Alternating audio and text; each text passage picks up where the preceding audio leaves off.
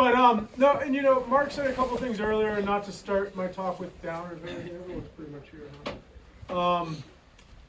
We have a lot of fun paragliding. It's awesome. It's something we do in our kind of free time, and we like to do. But it's also very serious.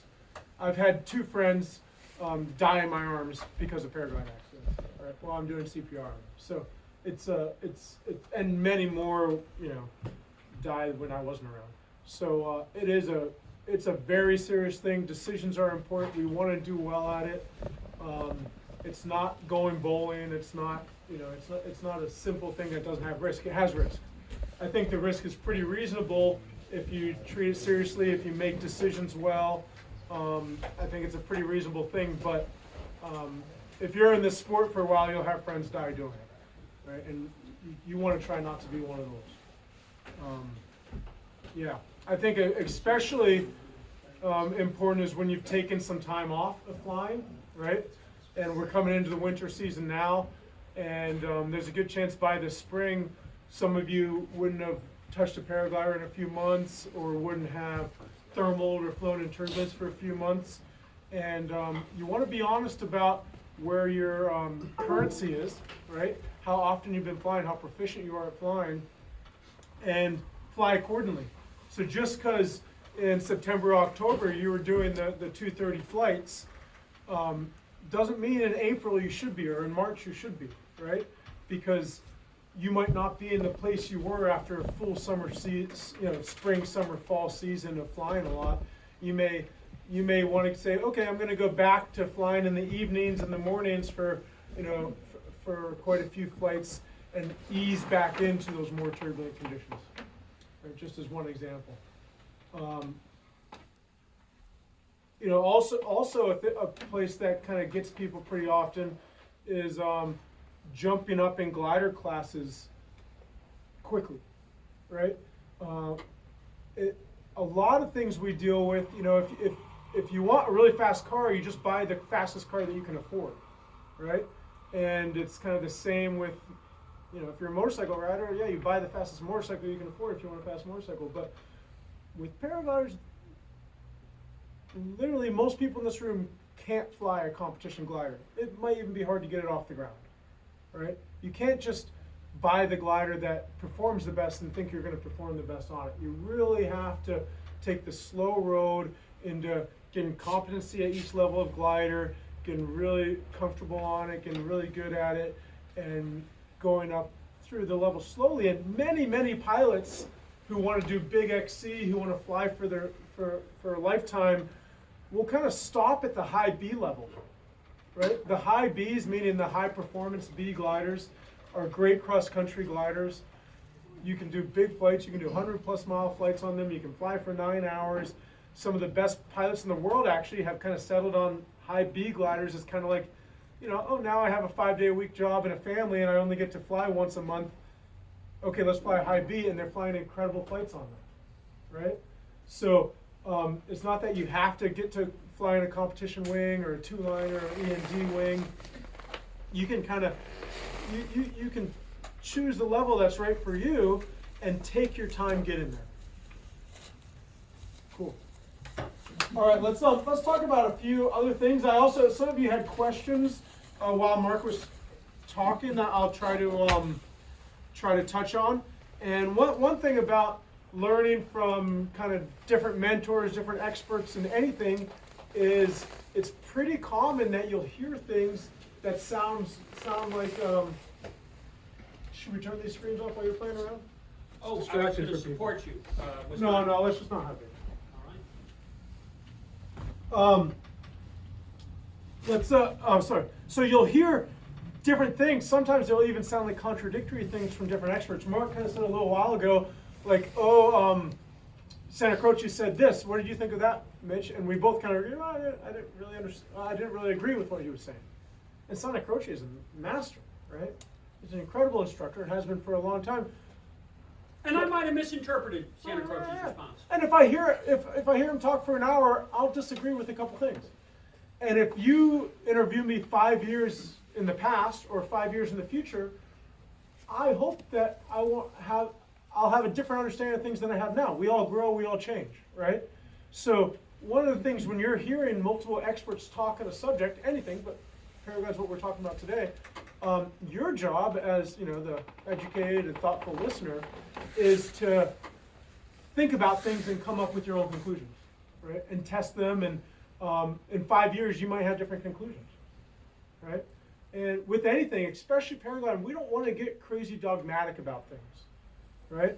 If you started and someone taught you to use A's and C's for reverse inflations, and 10 years later you're only ever using A's and C's and you have never tried a different method, well, you got in a rut, And guess what? The paragliding, we kind of have one generation of paragliding pilots, right?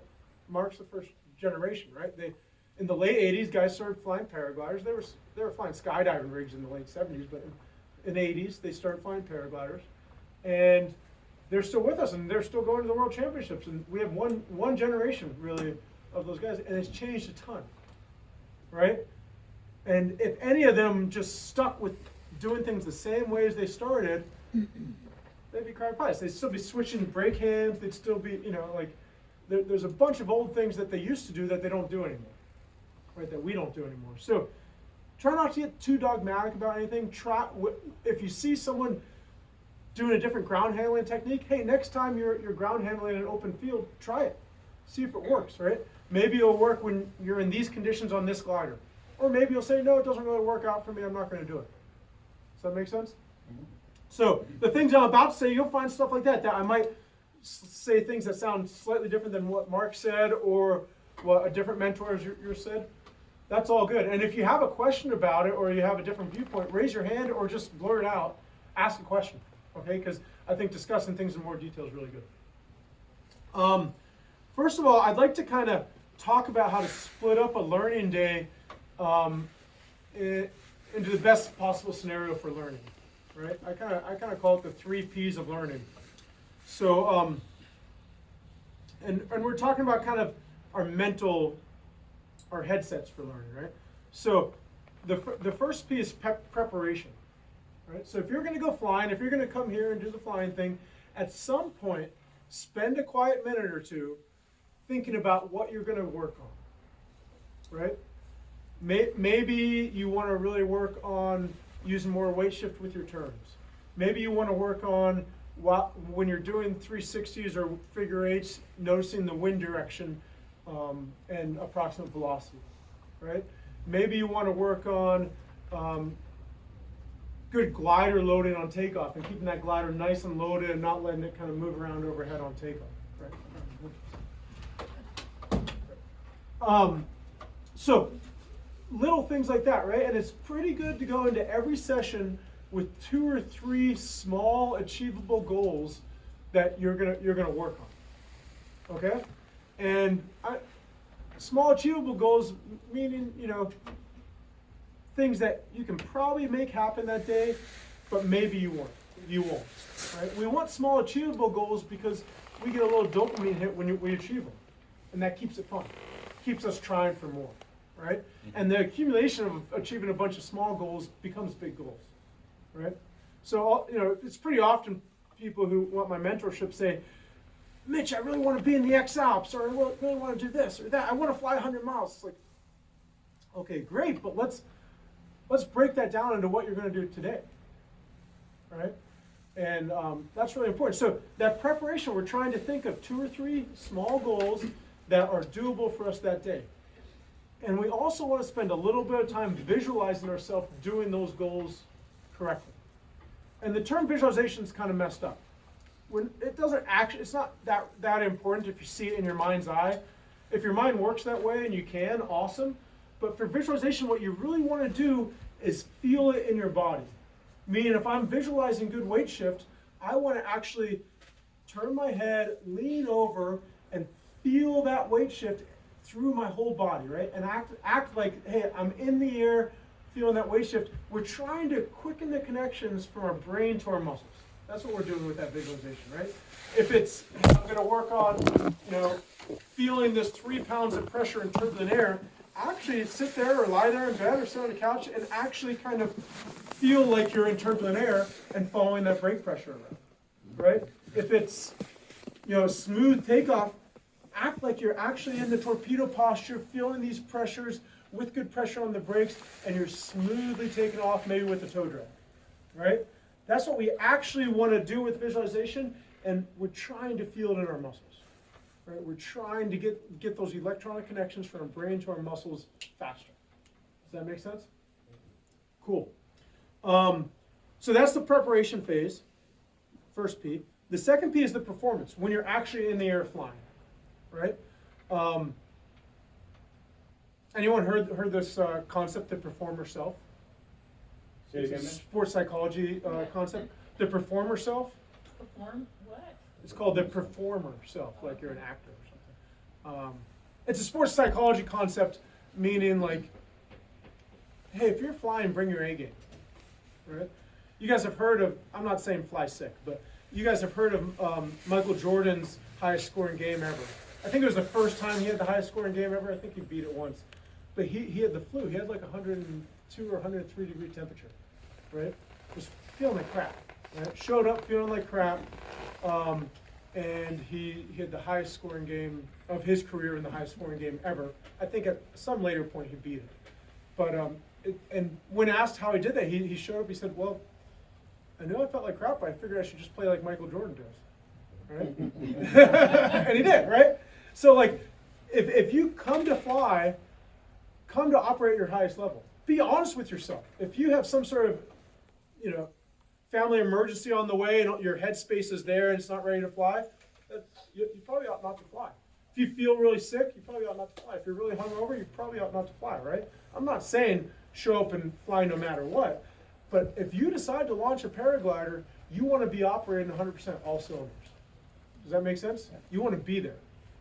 And if you just had a crappy takeoff and you're going to look for your first thermal, the crappy takeoff is in the past, right? You need to be in the present now looking for your first thermal. Then again, if all your buddies found that thermal and went up, and you're now going down to landing and starting your landing approach, you don't need to be looking up at them and kicking yourself from missing that thermal, right?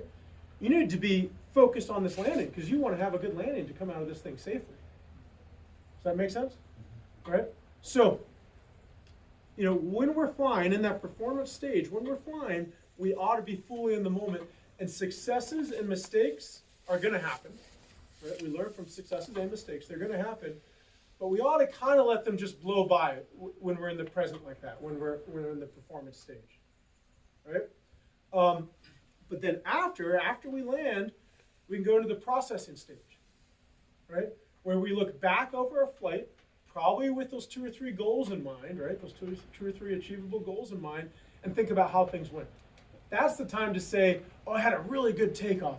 I was really happy with my loading of the glider and taking off, but I don't think I was really using weight shift very well. In fact, I remember the thermal kind of throwing me to the outside of the turn with my weight more than I was staying to the inside. Or these are just examples, right? Going through our flight, thinking about what our successes and mistakes were, thinking about how we did at those 2 or 3 goals, and planning for our 2 or 3 goals for the next session. Does that make sense? This might also be where questions come up, right? And if you just say, hi, I have a question about that, and then you don't write it down or you don't make a note of it, you're probably going to forget your question, right? Or you're going to find yourself at takeoff, about to take off, and be like, oh yeah, I wanted to ask a mentor about this. Well, you missed it, right? So in that process, it's a good idea to write a couple things down. It's a good idea to maybe get out your phone and make some notes about what your next goals might be, about questions you might have. One thing I find really, really beneficial with processing is a voice recorder on my phone that I can just talk through my entire flight with, right? It only takes a few minutes, right? And just to talk through my flight, talk through what I thought were successes, what I thought were mistakes, and how I might work on that next time. And the funny thing is, the act of doing that into that recording, a lot of times I never go back and listen to those recordings, right? But I've kind of cemented it by doing the recording in the first place. Does that make sense? So I like that. We all have phones in our pocket all the time. It's super easy to do, and these recording apps are super easy, so they're good things to do. Any questions on that or any thoughts on that at all? No? Well, I'll say that you're giving a prescription for anything you're going after to be Anything. successful at. Yeah, yeah. And a whole lot of people show up to fly, and they're, on the phone in their car all the way here. They're doing emails. They're, in the middle of a work day, and then they land and they go right back to it. And it's just a few minutes on either side there that is going to help her learn out a ton. Right? It's really, really going to help. Yeah. So then another thing about mindset, and once again, it helps for anything we're trying to learn. Have you guys heard of this thing called fixed versus growth mindset? Yeah, so it's pretty good, right? So I'll lay the two out real quick. Fixed mindset is attributing either skills or successes or mistakes with some sort of like genetic trait type thing, right? So me saying I'm good at thermaling is a fixed mindset, right?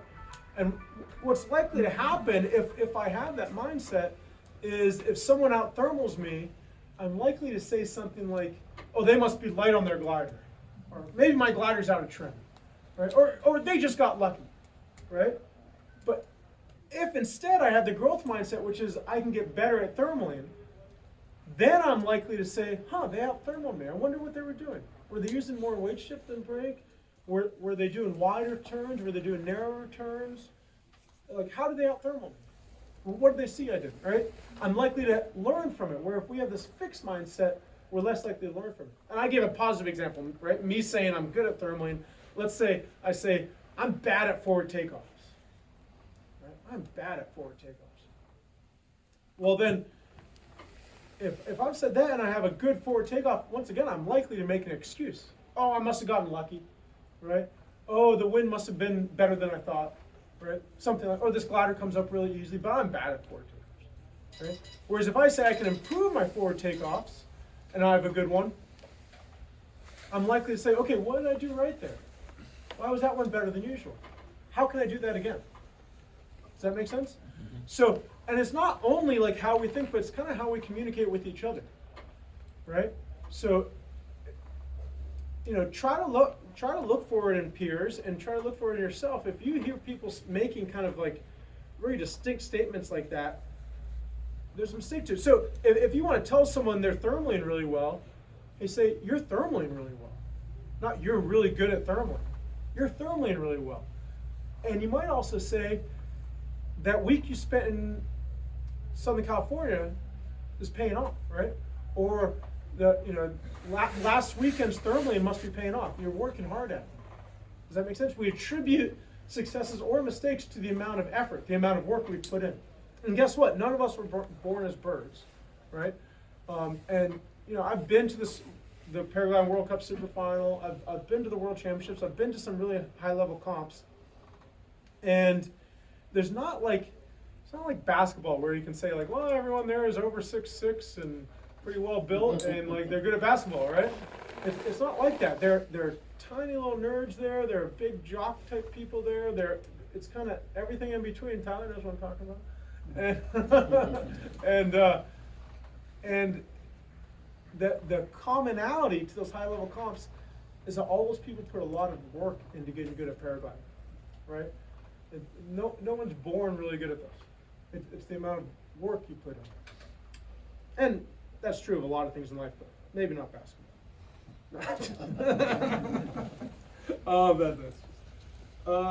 And then this concept of thinking fast, thinking slow. It's been pretty popular lately. I forget who wrote the book, Thinking Fast, Thinking Slow.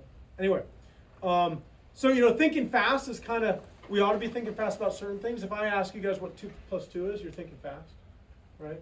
If I put a tree in front of you while you're flying, and you need to steer around the tree, you're probably thinking fast, right? You don't need to analyze what to do. You just need to look away from the tree and steer away from the tree, right? That stuff's thinking fast. But then thinking slow might be assessing the conditions, whether you're going to take off or not, right? Thinking slow might be on a cross-country flight, having a mountain in front of you and trying to think about what side of the mountain is the air going up, what side is it going down, where might the turbulence be, how close are my landing zones, if I do land, where's the closest road? That sort of stuff might be more thinking slow. Does that make sense? And we want to be doing both in flying, right? Every single time you go up to takeoff, you ought to spend a little bit of time in the slow thinking state of mind looking at conditions. Right? So often we all go up there in a big vehicle and everyone just starts opening their bag and hucking off the hill. And about 2/3 of the people haven't even really assessed conditions. They're just doing it because everyone else has. Right? Take some personal responsibility and look around, make your decision to huck off the hill, make sure you're on the right side of the mountain. Also think about like, hey, has everything been shady for 30 minutes? And in 20 more minutes, is there a good chance it's all going to be sunny? Right? That's going to give you a little more success. That's going to mean you don't have to take another vehicle up the hill. Right? So think about that thinking fast, thinking slow, and there's plenty of time for thinking fast in paragliding. We need to kind of be athletes and be on our feet and be making quick assessments, but we also need to be analytical about it. And I think this sport more than a lot has like the chess game side of it as well as the dodgeball side of it. Dodgeball. Who likes dodgeball? And I'd also say, we talked a little bit about glider progression when I started, but in general, progression is kind of the beauty of what you guys are in, right? I've got to say, I hope I'm still progressing in paragliding, but it's gotten quite a bit slower over the last few years. And the memory of progressing faster, what you guys are doing, I'm not saying rush it, but going from your first flight ever to a year later, maybe doing cross country and maybe getting up under a cloud and being able to thermal and stuff like that. That's incredible progression. Going to really not know what a paragliding's about at all to be able to really fly thermals and do cross country is awesome. So enjoy it, right? It's not about the end goal. It's not like, well, I want to be able to fly 100 miles anytime I want. That's awesome, but it's not as interesting as, the progression on the way there, right? So it's not as interesting as figuring out how to really have smooth turns, right? Figuring out how to really control your glider, have nicely loaded takeoffs. And one of the things we're going into right now is fewer flights than you guys have been having all summer because of the weather, right? You're going into crappier weather and very few soaring flights, very few thermic flights, right? So if your goals are only duration, height, and time in the air, I said duration, you're going to be disappointed for the next number of months. But if you make some of your goals mastery goals, like, hey, I want to have really smooth takeoffs and really good landings, right? I want to be able to do a 10-second 360 and come off straight and level with no oscillation, right? If you make goals like that, mastery goals, you can make these top to bottom, shady sled rides really interesting, right? And you can make them all learning experiences that you learn a lot from. Does that make sense? Yeah. So I really encourage that. And if you want some ideas, I just gave a couple out there, but ideas for what to do on a shady sled ride to still make it interesting. There's plenty of things to do, right? We can do pitch control drills. We can do the 10 seconds 360 to coming out exactly on head-in. So you pick a head-in beforehand, and with very little oscillation is harder than it sounds, right? Because you have to go into a pretty sharp 360. You have to time your exit and your energy control just right to come off on head-in without the glider pitching back huge, without coming off too fast and it rolling a bunch, right? So that alone is like, I try those fairly often. They're not all perfect. I'm still getting better at them. Yeah, cool. Cool. Yeah, I'll go over these first. So I wanted to talk about fear a little bit too, right? And we might have different definitions of fear, but the kind of fear I'm talking about, the kind that I don't think improves safety at all, is kind of the deer in the headlight type fear, right? The pilot staring at the tree instead of looking at the space to the left of the tree type fear, right? That kind of fear that freezes us and doesn't give us as many options. In fact, it kind of tunnel visions our options, right? That kind of fear, we want to try to avoid, right? And it's a good idea to have strategies to avoid that, right? One is, I'm fairly careful about who I sit next to on the ride up. Right? I'm fairly careful about who I interact with on takeoff, right? Because even on the best of days, there are certain pilots who wanna talk crap on the conditions, talk crap on what's going on. Once again, I'm not saying be blind to conditions, right? I said be analytical, be looking at conditions, be talking to trusted mentors about that. But there are certain pilots who want to spread fear on the way up, who want to spread fear on takeoff. So be fairly careful about that. And if I find myself sitting next to one of them on the ride up, I'll put in a pair of headphones. Right? If I find myself sitting in the ride up next to someone who just wants to talk about crashes and who's gotten hurt recently and all that stuff, I think crash analysis are important. I think we should learn from other people crashing, but it should be something that we do after flying, not immediately before, right?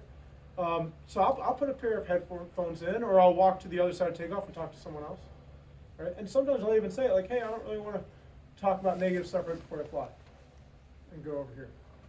So protecting yourself a little bit from like those little poisons of mental thought coming in is important. Also, having a good ability to calm yourself is important, right? So one of the things I find the most is that pilots will, in the air or on the ground, will start having a little fear creep in. Their breathing rate will increase. They might even hold their breath at times. So our brain and our body's not getting enough oxygen if we're doing that, right? Our oxygen CO2 levels aren't correct. And they'll kind of start to tense up. If we're tense, are we going to be controlling the glider well? Are we going to have a good takeoff? Anything like that? No, right? We're going to be heavy-handed and jerky and not controlling the glider very well at all. And also, if we're tense and we're breathing really fast, are we going to be staring at that tree instead of just calmly looking over here and turning the glider? Yeah, probably, right? So, if you find yourself coming into the landing and from hundreds of feet up, you notice, whoa, it's way windier than I thought it was going to be at landing, right? The thing to do is not like, the thing to do is to try to relax, try to take some deep breaths, open your eyes a little bit. It's funny how letting in more light will kind of clear our mind a little bit, right? And just think about relaxing and dealing with the task at hand. Lower your metabolism. Lower your metabolism, exactly, right? And I do it all while flying cross country. Hey, fear still creeps in quite a bit. When I'm flying a comp wing in really strong conditions, I need to actively kind of like stay on top of my fear, right? And I'll very often feel fear creeping in, and then it's not that like all my mental focus is going to my breathing, but I'll just make sure I'm breathing. Make sure I'm taking something like 4 or 5 second breaths in and 4 or 5 second breaths out, right? Just make sure I'm doing that. I'm taking good deep breaths. That's it, right? And just that alone, just making sure I'm breathing well, will calm me down. Isn't that something? I Yeah. concur, Dr. Riley. Yeah. That's probably one of the best pieces of advice you gave me in Columbia. Turbulent conditions, he's like, remember on the radio, breathe, this is fun. And if they're honest, oh yeah. It totally changed everything. Mm-hmm. You go from tense to Jesus Christ to, oh yeah, this is fun, breathe. Just breathe. And the thing about it is, if we're looking for soaring flight on these paragliders, these bags of air, we're looking for turbulence. And that's what gives us soaring flight, right? If air is going up, it's also going down in places. We're finding those edges. We're going to find a little turbulence. If we want a thermal, there's going to be turbulence, right? So if you signed up for thermal flight, you signed up for turbulence, right? So one thing is, if you feel turbulence, your brain could go, okay, there's turbulence, or it could go, oh yeah, that's what I'm looking for. That's what I came for. Give it to me, right? Give me some of that, right? Because if I need a thermal, if I'm in a competition or something, I need one more thermal to make it to gold, and I feel just totally smooth air, I'm bombed. Right? I feel a little bit of turbulence. Oh yeah, where is it? Where's that thermal line? Right? We should be excited about that sort of thing. That's what we showed up. Right? Then I also do kind of a scanning technique on my body. I happen to know that my shoulders and the back of my neck's kind of tense when I get a little bit of fear, and that my toes will clench into my shoes like this, right? When I get a little bit of fear, probably it's like an old jumping response. Okay, there you go, jump away. And that here and there, I'll even like my face will get these weird contortions, right? When I get a little bit of fear. So if I feel the fear come in, I can just go to like, for me, my toes are the biggest one. So I can just go to my toes, relax my toes, and it relaxes me. Isn't that amazing? So you might have like a kind of a tell like that, a tense tell. And if you know it, you can just kind of go there and relax it, and it relaxes my whole body. Pretty cool.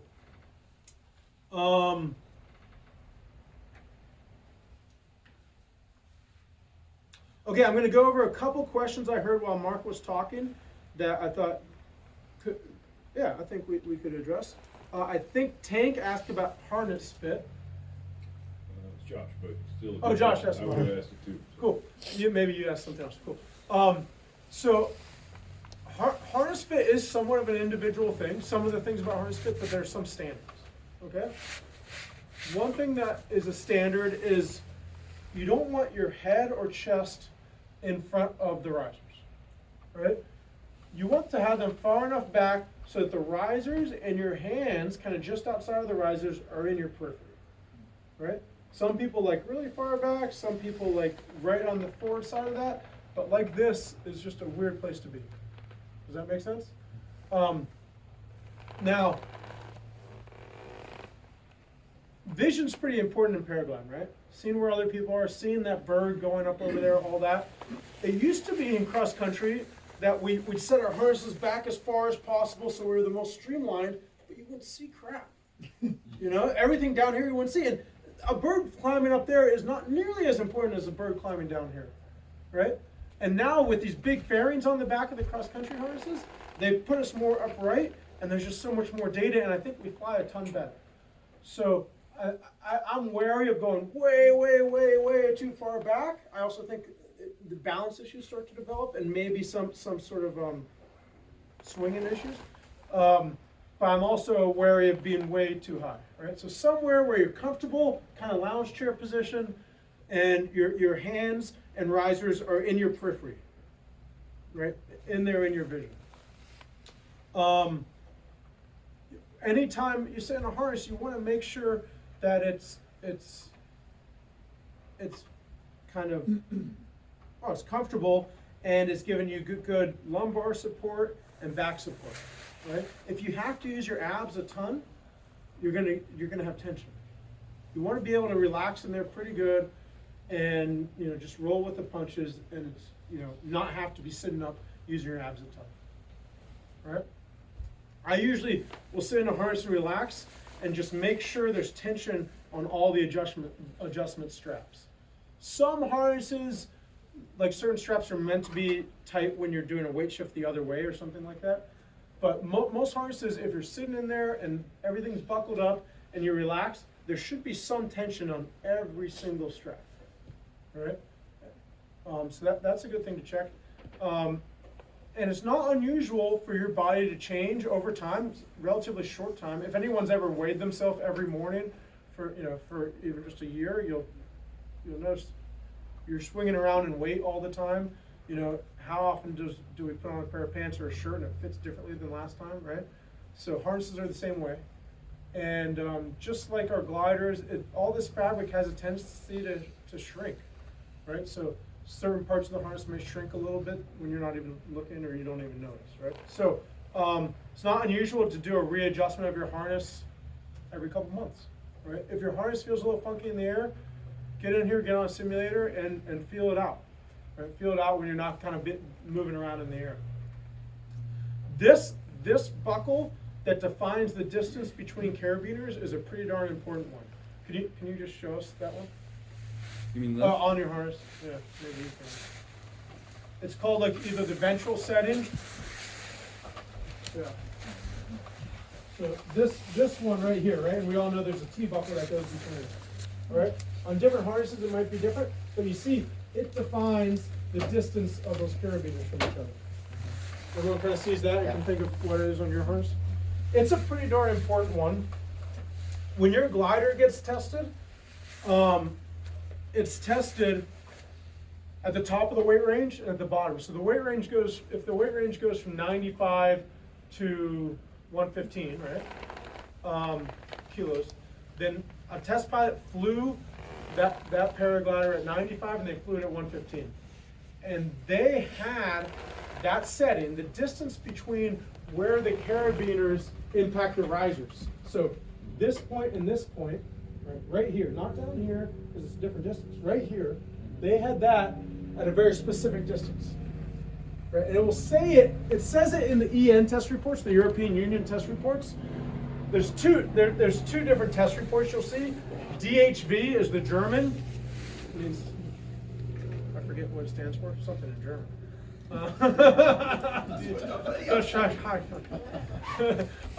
And then EN is the European Union. So the EN test reports right at the top, they tell you that setting, right? The German ones, they don't, although they had a standard setting. And typically for small and extra small, it's somewhere around 42, 44 centimeters. And for large and extra large, it's like 48 to 50 centimeters. But look at the top, right? At the top of the test.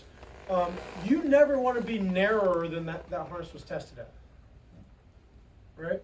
Meaning you don't want these to be closer in, than the glider was tested at, right? Because remember when you were a kid on a swing set and you wanted your friend to twist you up a ton? Remember, you'd hold these really close in and it was easier to twist. And then when you wanted to untwist, you pull them apart and you'd untwist. Same thing, right? If these are in too close, right, we're trending towards a single hang point. Can you kind of visualize that? If we're trending towards a single hang point, it's easier for our weight to go against the glider, right, and for twists to occur. Does that make sense? Mm-hmm. So we don't want to be too narrow. If we're too narrow, also our weight shift does less. Once again, we're trending towards a single hang point, so our weight shift just isn't going to do as much, and we're not going to feel as much asymmetric motion to the glider, right? The opposite, and I didn't say you don't want to go wider than that standard, because in my mind, this is something that people might disagree with me on, but in my mind, wider isn't really a safety issue, it's a comfort issue, right? So if you're really wide, you're feeling a ton of asymmetric differences in the glider, because you're trending towards two different hang points, right? So you're feeling asymmetric differences, meaning you're getting kind of dragged around a lot, right? And your weight shift does a whole lot more, right? So what I like to do is, in the roughest conditions, I'll go to about the standard, right? I'll go to about, on my gliders, it's usually 46 or 48 centimeters, right? And then if the day shades out, if the thermals get really, really light, and I want every little bit of sensitivity I can, I'll open it up. I'll open up pretty darn wide to give me more sensitivity. Does that make sense? These buckles are usually adjustable in flight. We can usually adjust them pretty easily in flight. They're made that way because of what I just said, right? A good idea is to look at the test report of your glider, figure out the distance, and then measure your forearm. Right? And if you measure from, say, your middle fingertip to your elbow, and you say, okay, I'm supposed to be 2 centimeters longer than that, or 1 centimeter less, or it's actually my pinky finger instead of my middle, or something like that, then you have a pretty standard thing right there in flight. Your forearm's available to you in flight, right? So you can just check in flight. Am I a little wider than I thought? Oh, I'm getting thrown around a lot. Let's go to one-hand steering. Am I a little wider than I thought? Oh, yeah, I am. Okay, let's tighten it up a little bit. Okay, now I'm right where I want to be. Does that make sense? Pretty easy thing to do. I just talked about one-hand steering. I think that's a good thing to talk about. And that's a really good thing to practice on these shady sled rides, right? Is one-hand steering, right? You can, behind the risers, put both brakes in one hand and steer all day like that. Hard to flare, right? There's not quite enough brake to flare. But you can steer all day like that. You ought to be able to steer all day like that. We do it all the time when we're filming on tandems. If you are ever flying with a buddy and they have a hard landing, you want to be able to use your radio with one hand and talk to them. And if they had a hard landing, if it's turbulent air, you don't want to have to let go of that brake and have zero communication on that side of the glider to do it, right? You want a way to have communication, feeling of the whole glider, ability to stop collapses on the whole glider, and still talk on the radio, maybe bring up a GPS coordinate and pin a GPS coordinate of where your buddy is, so that later you can tell emergency services, whatever, right? You want to be able to be helpful up there in the air, and that means one hand flying, right? So practice it. It's a pretty easy thing to practice. Also, these like evenings that are glass off evenings, and you're kind of just flying back and forth in place. The view is nice, but practice something. One hand steering is a great thing to practice. Cool. Hey Mitch, is it kind of like when you're doing a reverse where everything's backwards? Like if you're leaning to the left, but you pull to the right in order to get the left side more. Absolutely right. Yeah. But let's get Tyler to do it since everyone can see him really well. Both and look to the right. Lean right. Now steer right. Yeah. Exaggerate the steering. There you go. You guys see how this side is the tension side? So his hand, in fact, went left, but he steered right. Now let's look left. Lean left. Steer left. Exaggerate the steer. There you go. Yeah. You generally have to lift your hand extra high, otherwise you might deploy it when you didn't want. So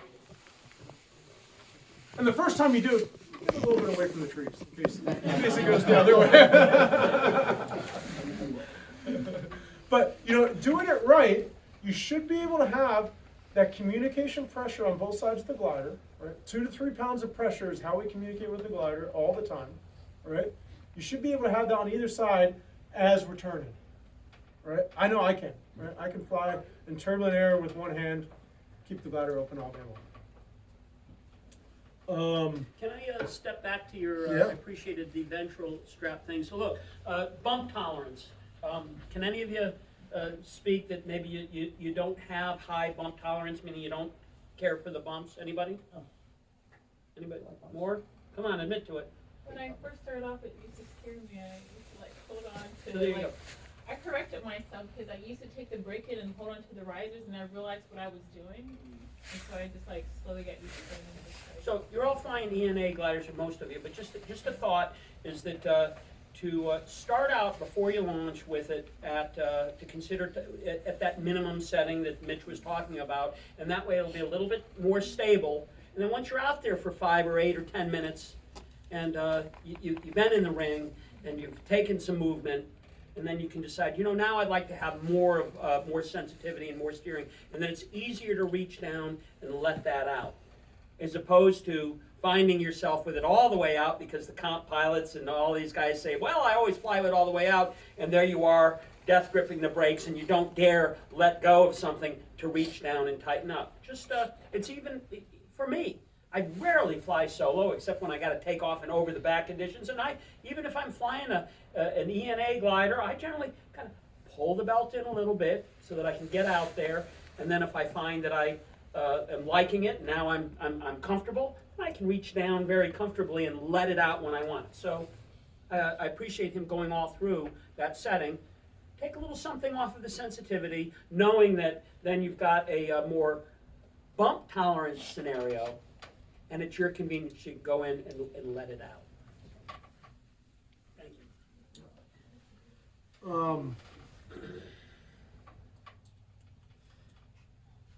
Tank, did you have a steering question? I just have Tank steering question right now. Talking about dealing with the asymmetric collapse on launch and using steering to correct, and I was asking, in that moment, is there a right amount of brakes so you don't just panic and overdo it? So this is one point where Mark and I disagree a little bit, and he talked a ton about it, so I'll talk about it without an interruption.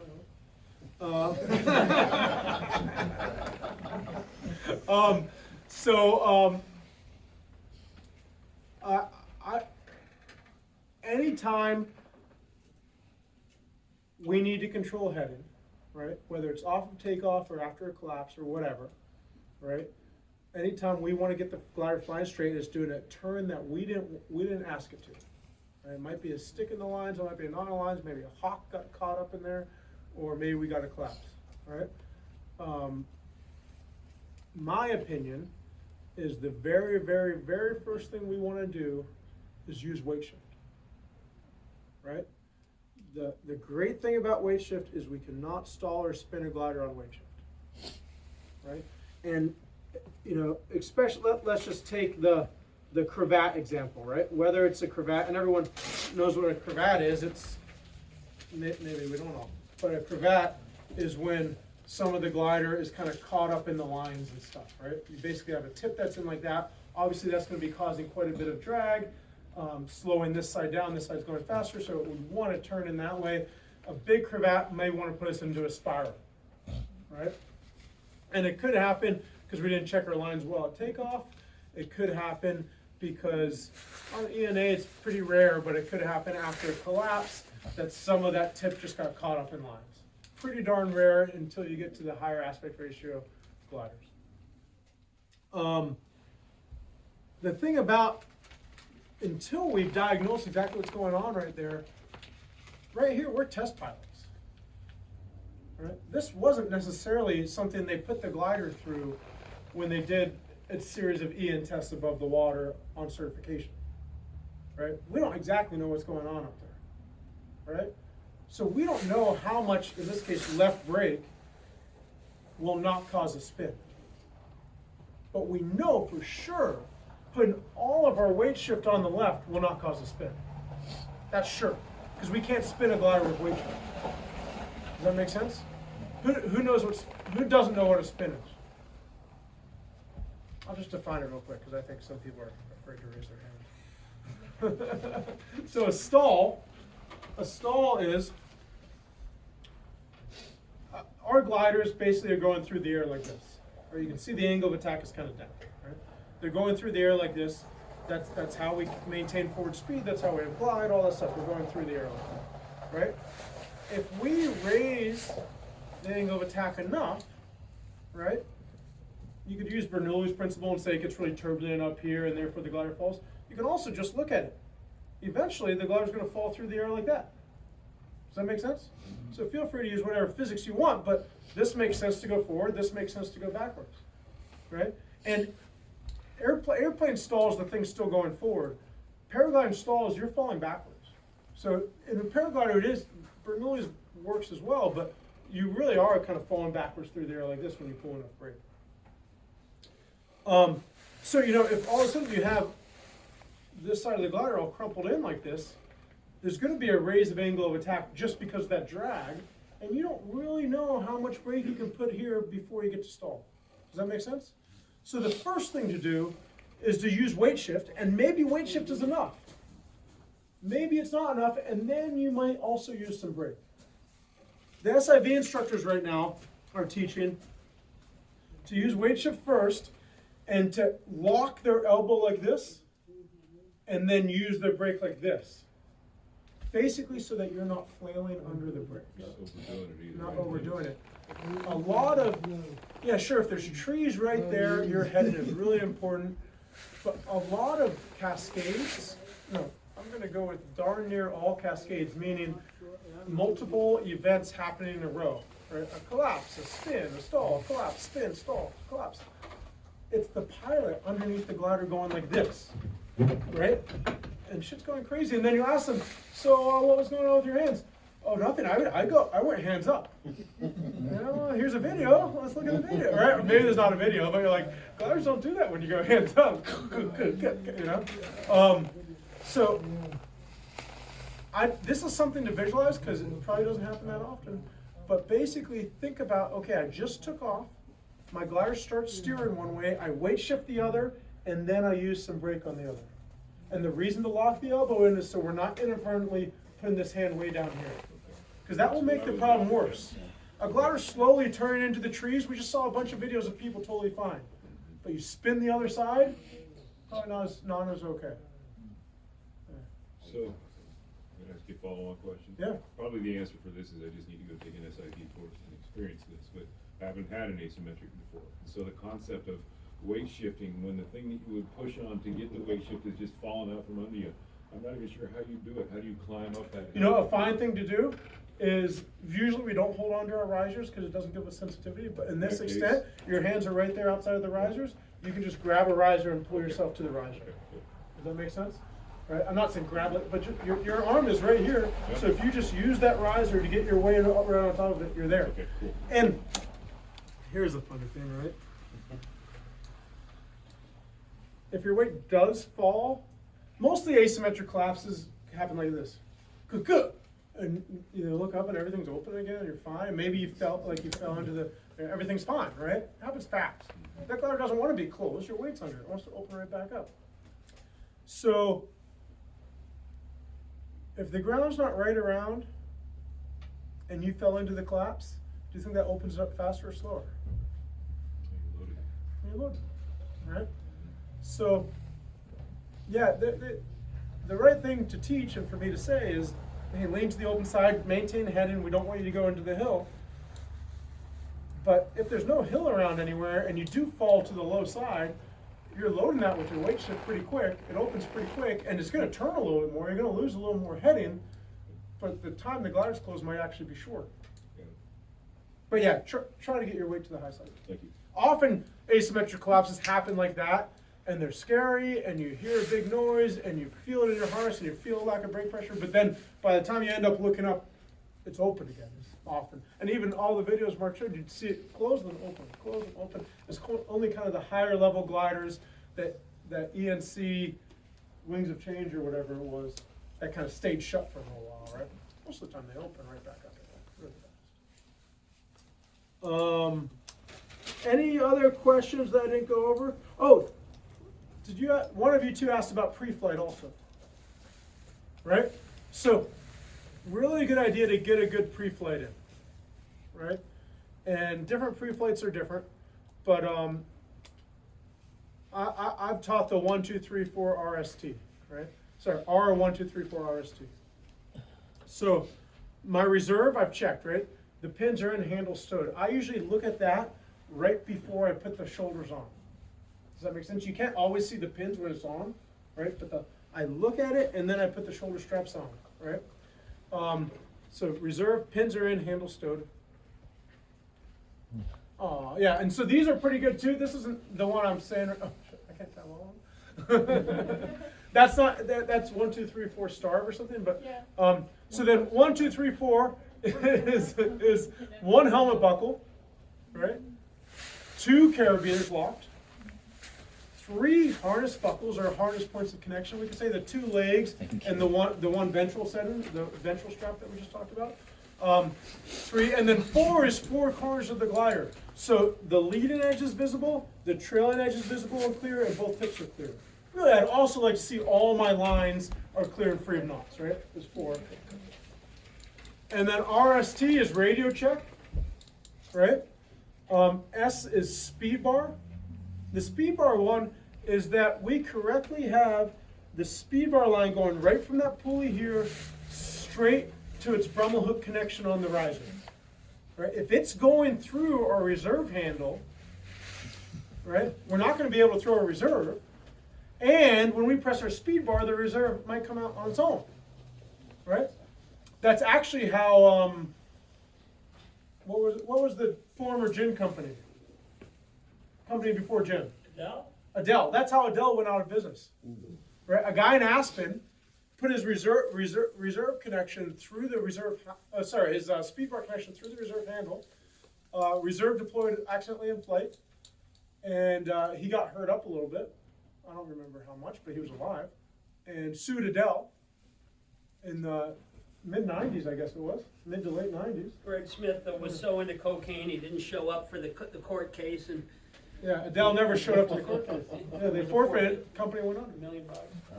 Yeah, one of the biggest companies, probably the biggest was company, the biggest company in Vacated paragliding the at the United time in the States. world. Wow. In the world, and some rich dude from Aspen took him out. Yeah. Because of it, like, how could that have been their fault? For sure his fault. So, don't do that. You were told here, so you can't sue anyone.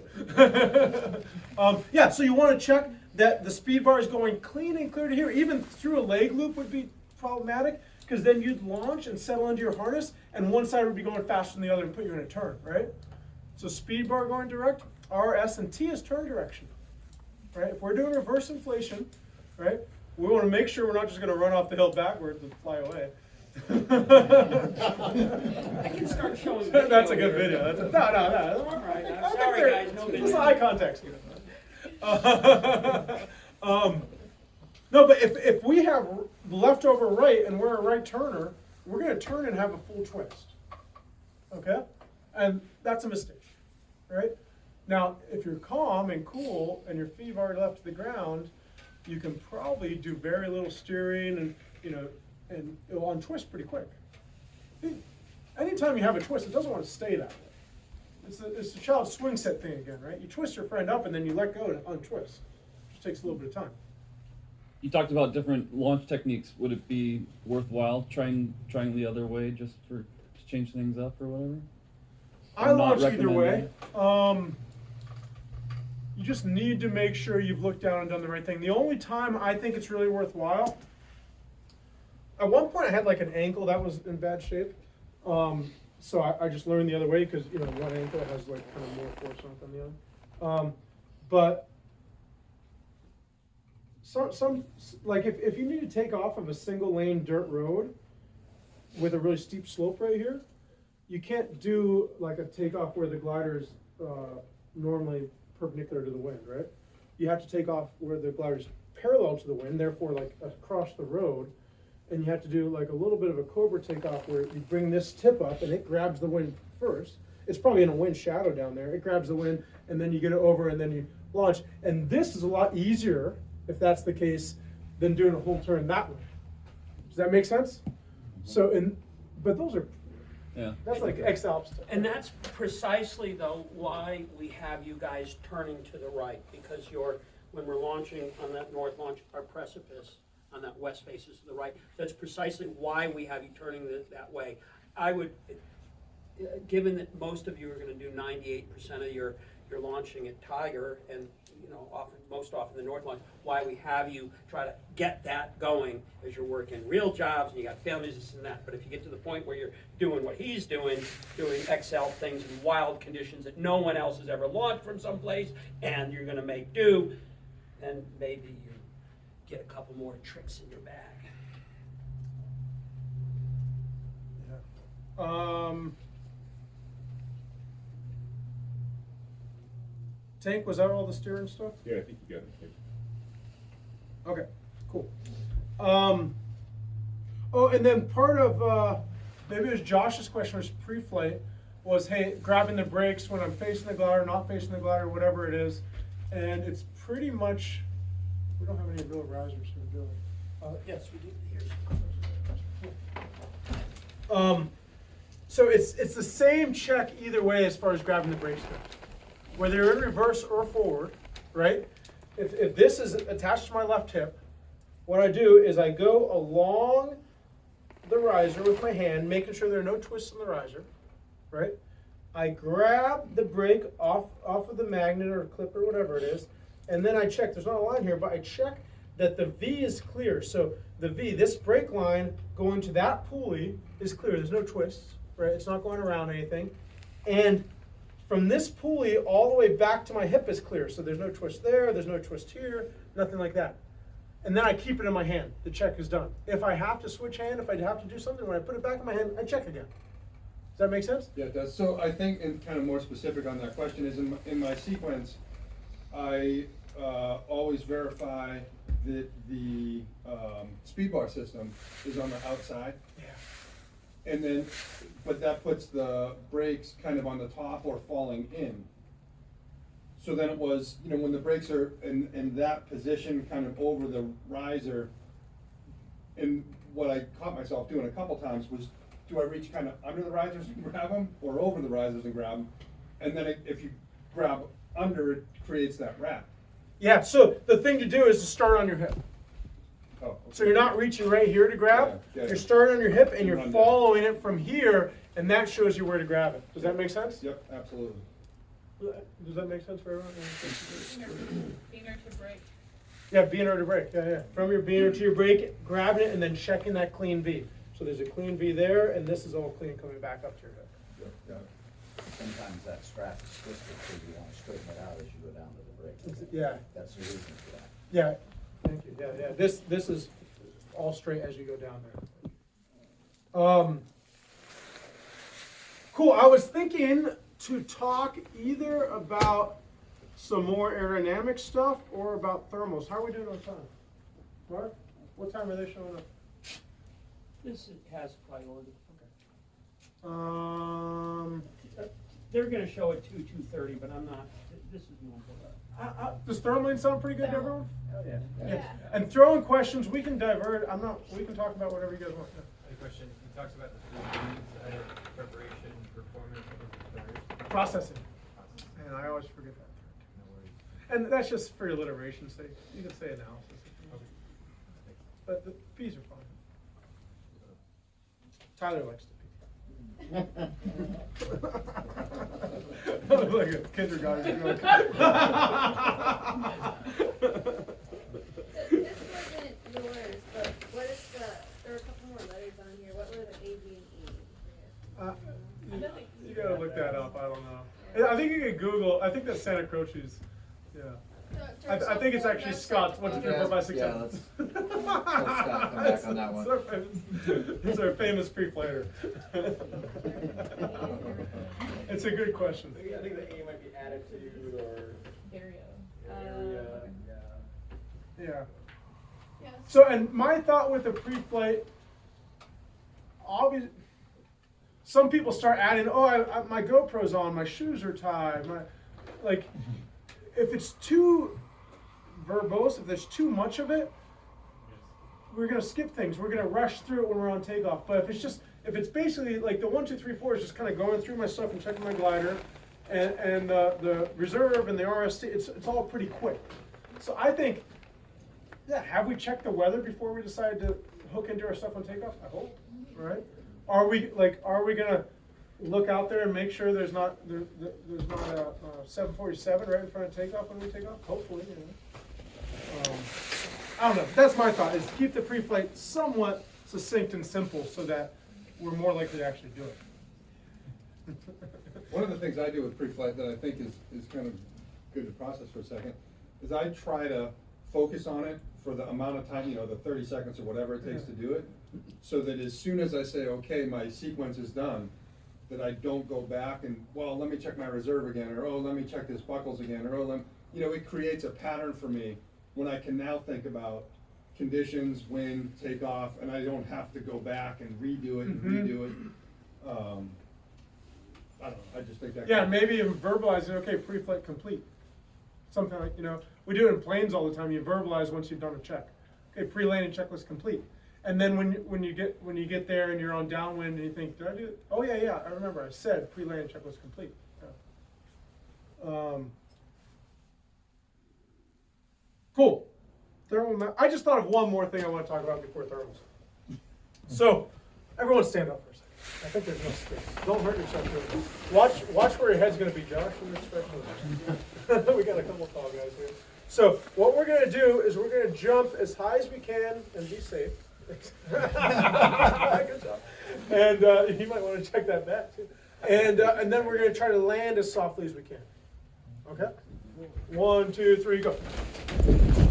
Right? Think about how you landed, right? And for a paraglide land, it's probably more like moving forward and off of a curb is a hard landing, right? So it's probably more like that, right? Something like that. So that's how we want to land our paragliders. Let's do it again. 1, 2, 3, go.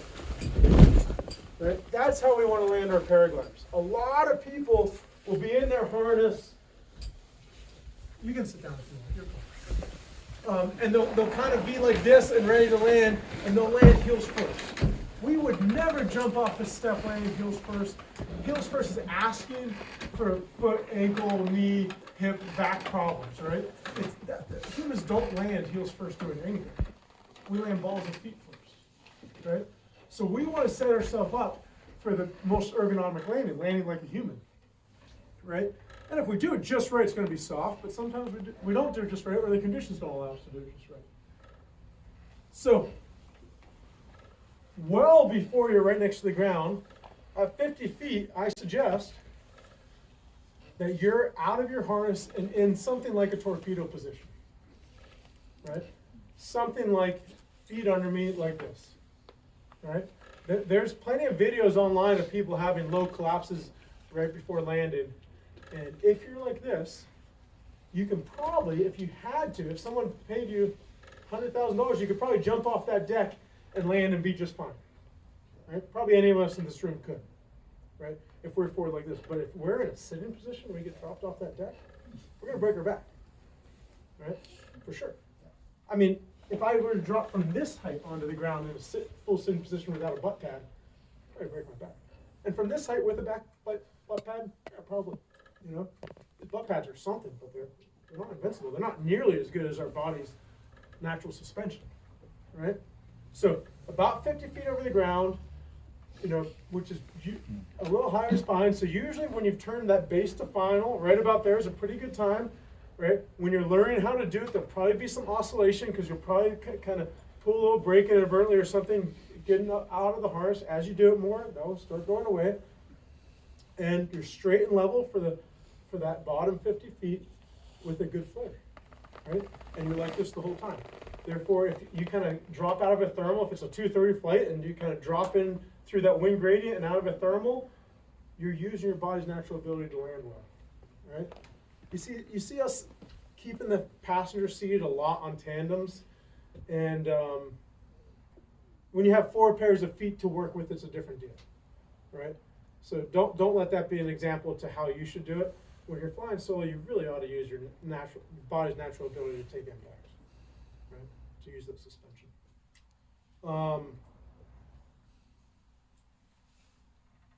I kind of did it backwards, right? So flight has 3 phases: takeoff, flight, and landing. That's the landing phase. Okay? We want to be straight and level for landing in an athletic position, right? Straight and level with a decent flare, we can probably land right on this deck, right against this wall. We can probably land into a van or a car. Someone did that fairly recently. And is it your brother? Hey, now. There he is. And probably be okay. We go really slow on paragliders, and with a flare, we're like in zero wind, we're at walking speed. We can bang into a van at walking speed. It just feels like we did something stupid, but we're okay, you know? But if we start adding turns into it, if we start adding pendulum into it because we're trying to avoid whatever's in front of us, and we're doing low turns, people get hurt pretty easily with that, right? That video you showed of, what's his face, Flipper, with the pond, right? He could have just come straight and level and been in these trees straight and level and totally been fine. Instead, he had to get super lucky with that, like, harness-sized pond that broke his fall, right? Some of you weren't here yet, but maybe you've seen the video. He's in a turn and hits trees and, you know, hits the pond. He could have just gone straight and level into these trees and been fine, right? Almost definitely, and he was fine anyway, but he was lucky. So don't add low turns. If you've misplanned, we want to plan well, we want to have good landings, but if you've misplanned, straight and level with a good flare. Maybe the only 2 caveats are electrical wires and moving water, right? Almost everything else is fine, but electrical wires and moving water, maybe you do a turn to avoid those low, right? Maybe, you know, the river thing Mark talked about, we don't do well in moving water with all these lines and all this fabric, right? And electrical wires, we know about that. So, but otherwise, straight and level, good flare, you're probably going to be fine. Crazy ass low turn, good chance you're not going to be. So that's landing. Let's go back to the beginning. Takeoff, right? Takeoff, we want to make a good decision to take off or not. If something happens while we're bringing the glider up that feels unusual, we want to abort the takeoff, right? You don't have to say, oh, an A line's connected to a B line. I'm bringing the glider up, something looks weird. Okay, put it back down. Boom, right? Abort. I'm bringing the glider up, my harness rides up on me more than I think it should. Put it back down. Lots of pilots have fallen out of their harnesses because they didn't do leg loops, right? So you're bringing the glider up, your harness feels different than it usually would, abort, right? Whatever, if there's something unusual, as you're in takeoff phase and your feet are still on the ground, do your best to abort. If your feet are off the ground, you've missed that chance, okay? You missed that chance. If your feet are off the ground, Mark said it plenty before, heading, right? You want to fly that glider out away from the ground, okay? If there's a right turn, you don't need to be looking up at the glider and figuring out why it's turning right. because you're gonna lose horizon reference, you're gonna lose head and reference, that turn, you're probably looking up there, you're weight shifting that way. I just noticed there's a winch right. And probably that glider's gonna accelerate into the turn and come right back into the hill if you look up. But if you look at your heading, you do what you can to keep your heading, get way away from the ground to where you're not gonna swing back around into the ground, and you know how much weight shift and or brake it takes to keep that heading, then you can kind of look up and figure out what's going on. Mark talked about that a lot, so we can go beyond the takeoff phase now. The flight phase, right? A lot of people get into trouble thermally from doing 360s too low to the ground. Right? This is very common. I'm thinking of yours right now. Were you able to bring it up? We weren't able to. I could try to download or something, but. So basically, and it's a very common mistake, right? Someone's doing 360s pretty close to the hillside, right? And it's really hard to judge how far we're going to travel on that downwind leg, right?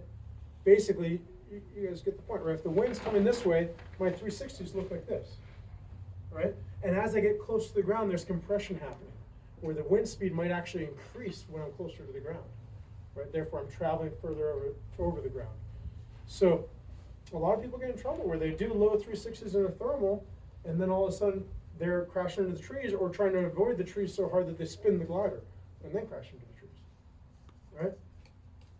So if in doubt, if you think there's any chance on the downwind side of your 360 that you'll be within 200 feet of the ground, do figure eights instead, right? Do figure eights till the figure eights have gotten you high enough where on your 360 you'll be nowhere near the ground. Does that make sense? Mm-hmm. Right? And always assume that on this 360, you might fall out the back side of the thermal, so you might feel increased sink as you fall out. And maybe even a roll change in your glider because you fell out. Does that make sense? So if I'm in a turn, I'm like, oh yeah, if it keeps going up, I'm going to be 200 feet from the ground. That if isn't allowed. Right? What I want to think is, hey, if I fall out the back of this thermal, am I going to be uncomfortably close to those trees? If the answer is yes, do a figure eight. Right? We can just figure eight so our heading is facing away from the trees, the mountainside, a lot of the time, until we're high enough to do really comfortable 360s.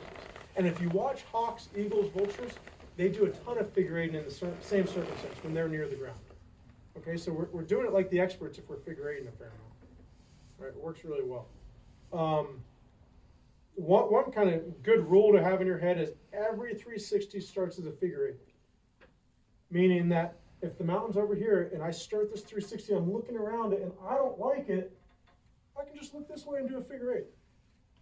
Every 360 starts as a figure eight. Okay, we don't have to commit to a 360. We can do half of it and then say, no, I don't like it, and do a figure eight. Right? All we're trying to do is stay in this lift.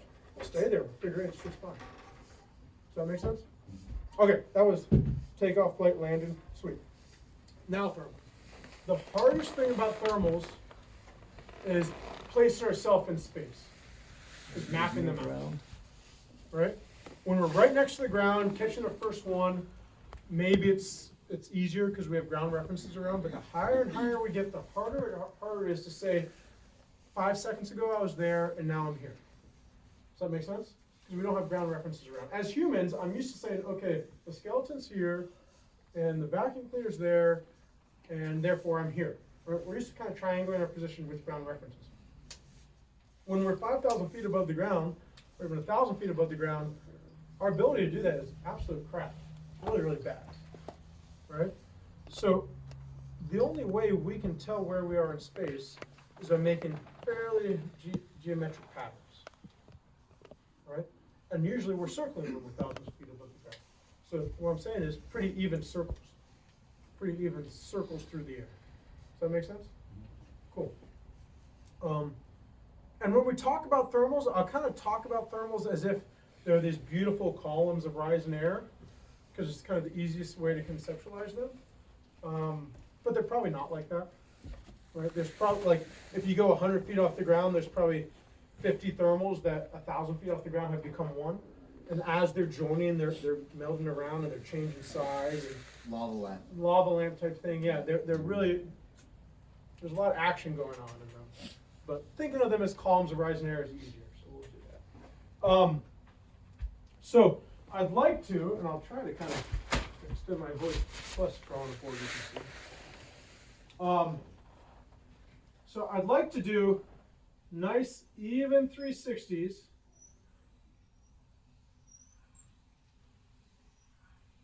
When I'm thermaling, right? The reason I had they got bigger too, bad drawing.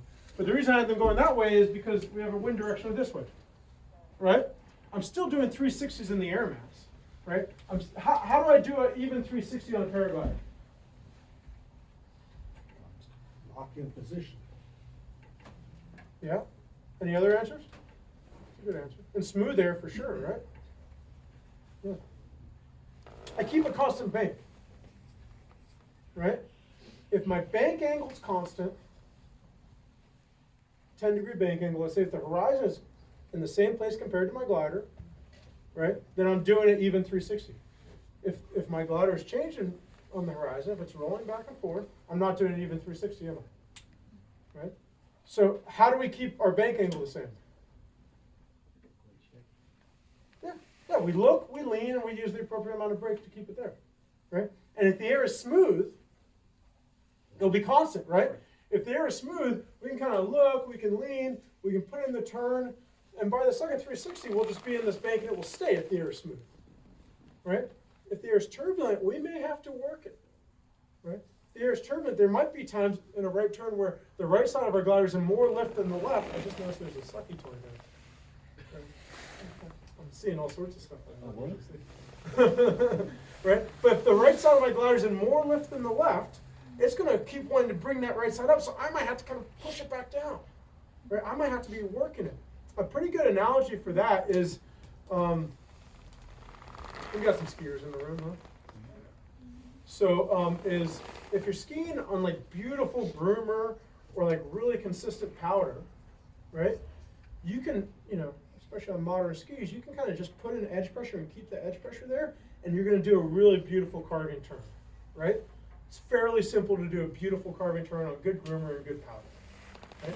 But then you go to crud snow, right, where there's chunks of ice, there's some groomer, there's some powder, there's wind pack, there's all sorts of stuff going on. And a good skier can still look like they're just doing beautiful carving turns from a mile off. But if you were to zoom in on their edges and their knees and their legs and everything, you'd see a ton going on, right? They'd be adapting really, really quick to the feedback they're getting. You should probably just turn about the same radius they're turning, because we want to be friendly and fit everyone in the thermal. Mitch, have you ever blocked somebody out of a good thermal before, Mitch? Have I? Have you? Oh yeah, you said, did I block you out? Have you, I Mitch? blocked him out a lot. No. In competition, Oh. if you know you've got the inside turn, have you ever blocked the other guy out by cutting it short? I really try, I'm sure I have, but I really try not to. Even in competition. Here's my theory on that, right?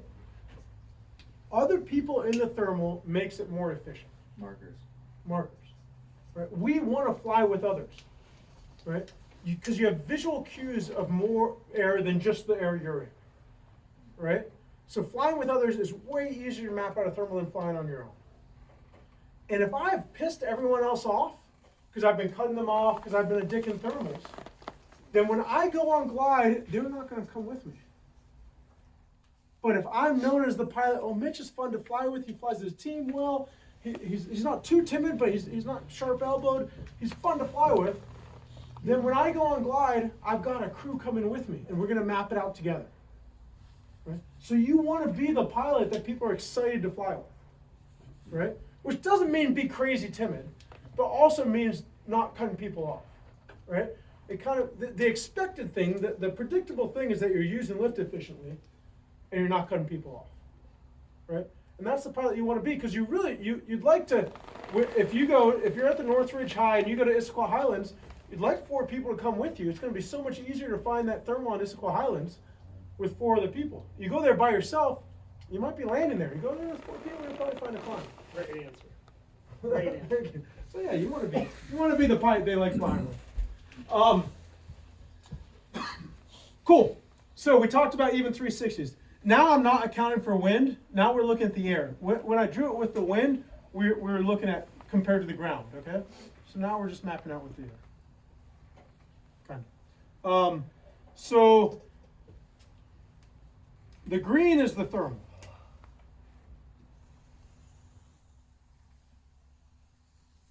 Okay, what a nice column of thermal. Pretty good, sir. And this area of the green is the best lift in the thermal. Okay? That's the area that we'd like to be flying in, right? That's the best, let's say the core. Okay? And we could even say it kind of goes out like this, where this is pretty good but a little weaker, this is pretty good but a little weaker, and this is the weakest. Got it? And in this circumstance, usually the wind would be coming from this way to set this up. Because the stronger lift wants to stand the tallest into the wind. The weaker lift gets blown to the back of the thermal. Does that make sense? Okay, we'll use blue for us. So, I'm going to keep switching sides so everyone can see. Sorry, I'm just blocking you guys out. So I fly into this thermal. I go up for 1 1,000, 2 1,000, 3 1,000, at least 3 seconds. Right? Why do you think I count to at least 3 seconds? Make sure it's worth it. Yeah. Right? I'm measuring how big that lift is. Right? Now, I don't really know if it's a line of lift, if it's a box of lift, if it's a cylinder, but we assume cylinders a lot. Right? So I'm measuring how big that lift is. Because if it's this really small piece of lift, right, and I turn at 1 1,000 and a half, and I do a circle, and I'm out of the lift more than I'm in the lift, I've arrived at that same place but lower. Does that make sense? Mm-hmm. And if I'm doing circles and arriving in the same place but lower all day long, do I get to the ground pretty quick? Yeah, right. Right? If I'm going to be using altitude, I ought to be using altitude to try to find a thermal I can stay up in. Right?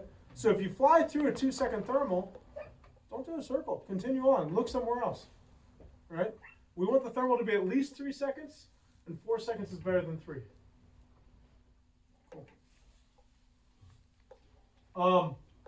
Even for the little ridge thermals and stuff that we're trying to catch here before we get up high enough to do 360s, or I mean, how much do you chase after something, I guess?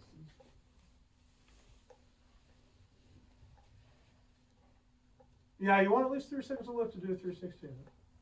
Now, if you don't have evidence that there's anything better, and you're soaring a ridge type thing, right? Then, let's say there's only two spots of lift on a ridge, and they're both 2-second spots, right? If I don't have any evidence of something better, what I might do is turn in the lift on this side, and then turn in the lift on this side. Because my turn is giving me more sink, right? So if I spend my turn in lift, and I'm going straight and level out of the lift, then I'm not really taking much of a penalty. Does that make sense? Mm-hmm. Right? So in that, when it's like weak soaring, right, against a hillside, or even like, say you're at Cape Kiwanis, some soaring place, but the wind's pretty weak, and you've kind of acknowledged a couple places that have more lift, you want to put your turns in that increased lift. Because if you turn where it's not going up, you take a big hit for that turn. But if you turn where it's going up and you're going straight where it's not going up, you don't take so much of a hit for going straight when it's not going up. Does that answer your question a little? Yeah? Cool. But in general, the pilot who's against the hillside and trying to find 2-second pieces of lift finds the ground pretty quick. Right? In general, kind of, here's another thing, right? Strong thermals stand up tall. They go vertical. They're not right against the ground. They're not right on the treetops. The strong thermals release on Last Chance Ridge or at the Kingdom or whatever, but they're going more vertical. The shit that's going straight up on the treetops is the not as good lift. It might be consistent. You might be able to stay up there, but when one pilot gets 500 feet higher than everyone else, often they're finding that thermal that's staying up a little taller. Cool. So, here we are. 1 1,000, 2 1,000, 3 1,000.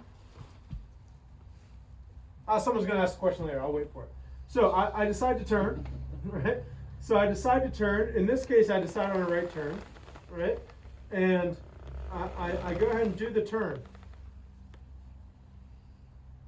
So right here doing the turn, I notice on this side of the turn, I fell out of it, right? Let's say this side is Lake Sammamish, right? Therefore, this side is tied in. So then in my head, I say, okay, I fell out of the thermal on the Sammamish side of things. Okay? So what I'm going to do, I'm not going to make a giant ass adjustment right here. Right? What I'm going to do is I'm going to continue the circle around and aim to extend out this side, which means about 20 degrees before that side, somewhere around there, I'm going to open up my turn a little bit. Why do you think a little bit? So you still have a mental map, right? All those reasons I said about doing the even 360s before. I'm going to make small adjustments. If I make giant ass adjustments, I throw out my mental map and I get all that bad data in I was talking about, right? So I'm going to extend out my turn a little bit on, in this case, that's the tiger over there. Yeah, tiger side of things, right? And that worked, right? I noticed, oh look, I'm in more lift on the tiger side of things, right? Or maybe it's even like on the kingdom side of things, right? Kind of that way. So then I'm going to come this way and tighten my turn up a little bit. Now, you notice how I'm not saying you feel increased lift and therefore you open your turn out right then. I'm talking about planning what you do 180 degrees apart from your feeling. Right? Anyone have an idea of why I'm saying that? It's because we're traveling on a curve in space. Right? If V dub is the increased lift, if I'm coming around like this, right, and I feel increased lift at V dub and I flatten out, I extend my circle this way. Because I'm traveling on a curve in space. I'm late to the party. Does that make sense? Right? If I want to extend it out on V dub, I actually have to extend it out like back on a net.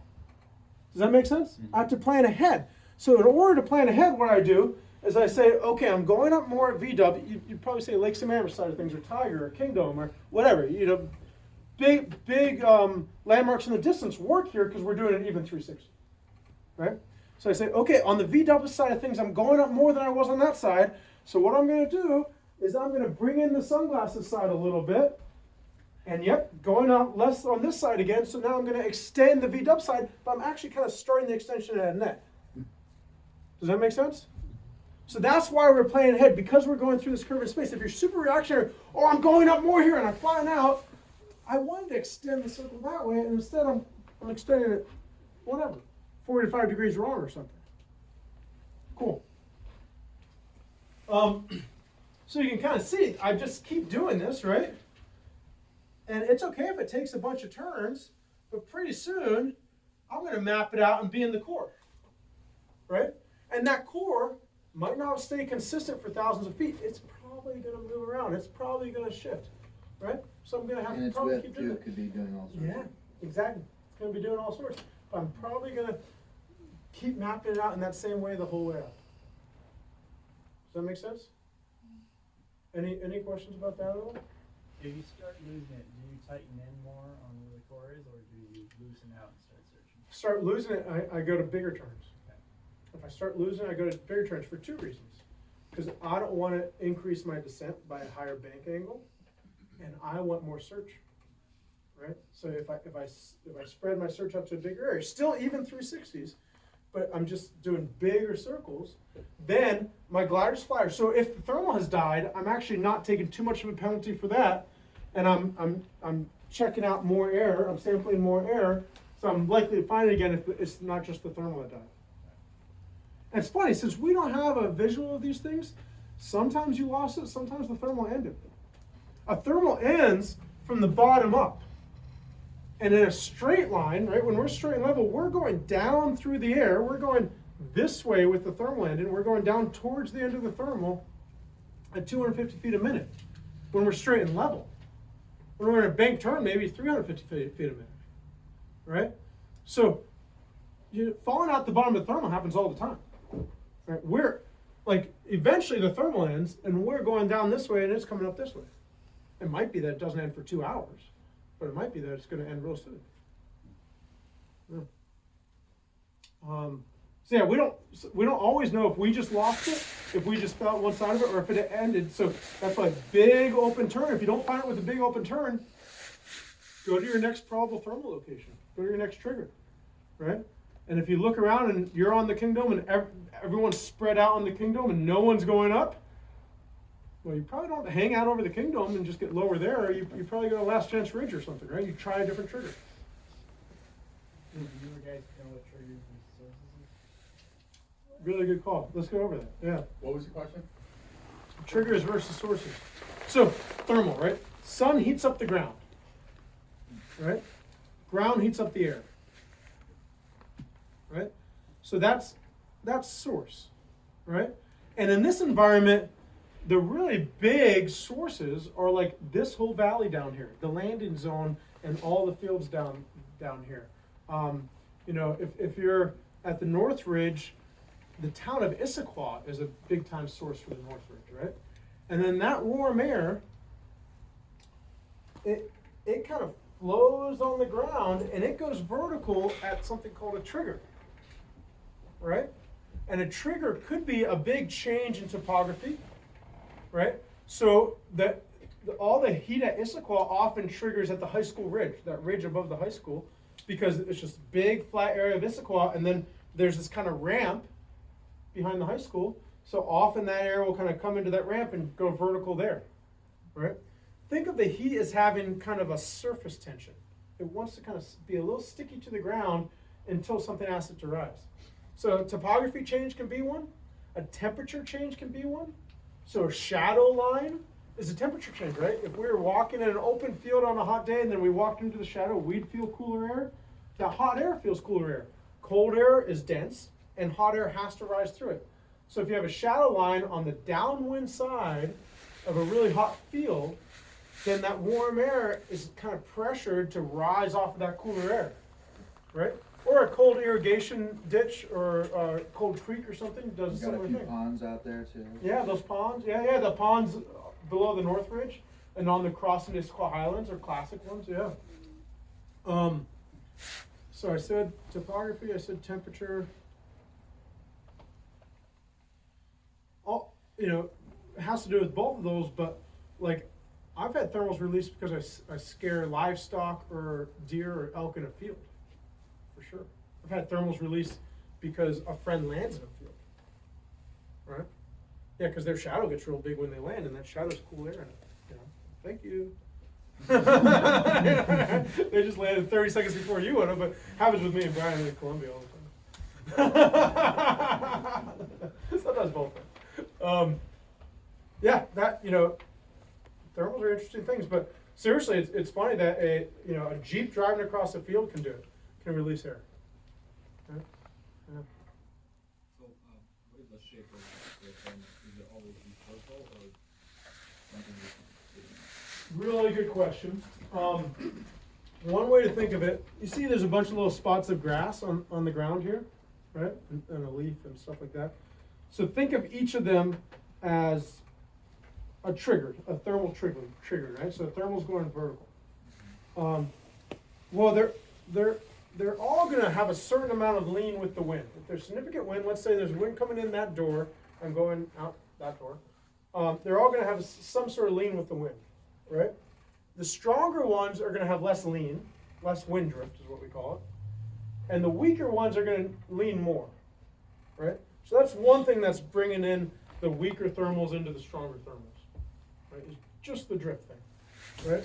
And then as the thermal gets stronger and stronger, it starts to have some suction to it. So it actually starts sucking in the weaker thermals. Does that make sense? That one, the physics in my brain don't make as much sense as the lean thing, but I think the physics are probably good. So to answer your question, I think a column is the easiest conceptual way to think of it. And when we see things like, sometimes you get to see thermals a little bit in places with really fine dust. Over in Chelan, the dust is really fine. So you see dusties more than you would in other places. and they're usually somewhat cylinder shaped. We get Dirt Devils on North Launch. Yeah. They're small, but that's an Yeah. example. Columbia marks thermals real well with the burning fields. Yeah, and yeah, corn debris, Yeah. you can actually see a cylinder of debris. yeah. So I think a cylinder is the best conceptual thing. Now, we're not always flying thermals. Sometimes we're flying convergences. Two air masses coming together, usually, for it to be two air masses, one is denser than the other. Right? Density can be caused by temperature differences or humidity differences. So the denser one goes under and the warmer one goes up. So the less dense one goes up, warmer in the temperature sense. And that will often act like a line, where the most efficient thing might be to fly straight this way for 30 seconds or a minute and then turn around and fly straight this way. And if you do circles, you might fall on either side of the line, but if you're right on it, you might be in the line. Sometimes those convergences, I even notice I feel them on like 4 cells of my glider. Or like, if I feel them a little bit on the right side of my glider, I'll lean right, and then they'll go to the left, and I'll lean left. And if I'm like, okay, that's 3 seconds left, and do a turn, I'll fall right out of it, and then just feel it for a moment in the It's circle. like a sky bridge. Sometimes Yeah. they take you right out to North Launch. You Yeah. just can't lose. You just Exactly. So, and we're feeling, our glass off here is a convergence. Most glass offs are a convergence. Basically, that shadow line coming from squawk, think of it as cold air descending from squawk, and it's still sunny on the landing zone or on the west faces here. So we've got a warm air mass and a cold air mass, and that cold air mass is forcing the warm air mass up, and you've got this really big area of lift, right? So that's a convergence lift. That's not a thermal. Shoveling lift towards us at the end of the day. Yeah. And then, the other form of lift, if you want to split into 3 main terms, there's thermic, there's convergence, and there's dynamic, ridge lift, right? And ridge lift is, caused by wind going up a slope, right? A bunch of air comes into a slope, it can't go anywhere but up. And so near the slope, it's going up. And if it's just enough wind for us to be going up at 250 feet a minute when we're scratching, then it's a tight little line. But if it's a whole lot of wind, sometimes we can soar for a half mile out. Yeah. That's kind of what Tiger Mountain is to a sense too, isn't it? I mean, you can have both of those. Oh, for sure, yeah. I mean, whenever I can't find anything on a Kingdom, I definitely go to Last Chance, and it just feels like it's just that wind just coming straight up the hill. Right? Exactly. Yeah, usually we're a mix of, in the middle of the day, usually we're a mix of dynamic and thermic lift. And at the end of the day, usually we're a mix of all three, really. Right? In glass off, usually you can go against the hillside and find some dynamic, go out in the middle of the valley and find glass off convergence lift, and then sometimes there'll still be some weak thermals in there as well. Where does cloud suck fall into that equation? Or changes to? I think a lot of times people use the term cloud suck in like a fixed mindset type way, where they blame the cloud for them flying in a cloud, right? If we're in a thermal, right, the thermals rise, and when they get to an altitude where the temperature is within 2 degrees centigrade of dew point, often clouds will form, cumulus clouds, right? So a nice cumulus cloud day with a bunch of puffy cumulus cloud is telling us, hey, there are thermals out there, and each one of those cumuluses are good thermals. And if the thermals are strong enough, if we go to a cumulus that looks like it's in growth, if we go under it, we'll find a thermal, right? Now, if I'm doing circles in a thermal that has a cloud at the top, and I do circles all the way till I'm inside the cloud, did the cloud suck me in? Now, from a physics standpoint, there is something about that formation of moisture lowering the temperature even more and causing some suction. Yeah, energy release. So, from a physics standpoint, does cloud suck exist? Yes. But mostly if you plan ahead, you don't get sucked into the cloud. If you don't plan ahead, yeah, if you do circles all the way until you're in the cloud, you're in the cloud. And the way to plan ahead is as you get near the cloud,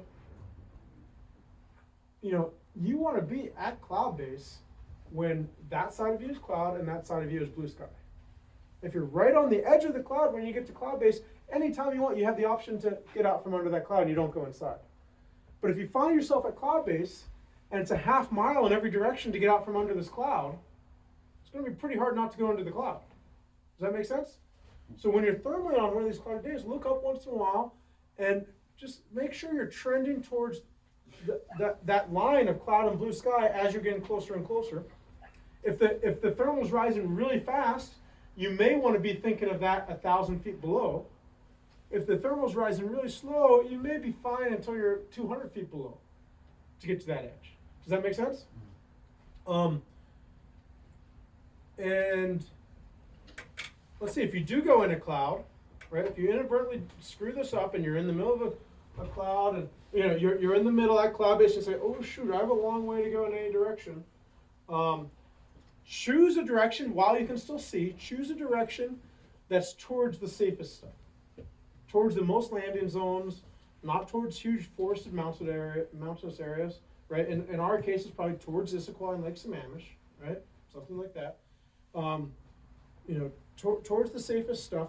Choose that direction, start going that direction, and take a heading on, hopefully you have a ball compass or a moving map in front of you, right? So even your phone on a flight deck or on a Velcro on your knee with Fly Sky High or XC Track or Google Earth or Google Maps on it will work for this, right? And take a heading and just, once you go into the white room, fly that heading and trust that heading. Right? Just keep that heading going. Does that make sense? There's some people in Paragon that say, ooh, GPS might not work in the cloud. It's bullshit. Right? The commercial jetliners use GPS in cloud. Right? Right? We use GPS in cloud all the time. Right? That's why GPS was invented, to use in cloud. Right? So GPS works great in cloud. But your brain does want to tell you the instrument you're staring at when you're getting walked around in cloud is lying to you. Some people say, I wasn't turning, the GPS says I was turning, so I knew that it was wrong in cloud. No, you were wrong. The GPS was correct, right? That's your standard, right? Or the compass, the compass was correct, right? So you got it, once you're in cloud, you got to trust the instrument and just keep flying. You'll get out eventually. You chose a good direction, right? So just keep straight and level, keep flying. Don't do anything wild. You never want to do a rapid descent maneuver out the bottom of the cloud, because you don't want to run into someone who's actually not even in the cloud, right? Right? You just want to keep it really predictable, fly off the side of that cloud, and go about your day. Cool. Better to avoid it in the first place. And I didn't say when we are thermaling up to a cloud and trying to be on that edge, usually the upwind edge is the side with the better lift and kind of the better exit. Because usually we're flying mountains, so if you do go in the cloud, usually you want to get out the upwind edge anyway, right? Because the air is going into the mountains we're flying, and therefore the upwind edge is away from the mountains.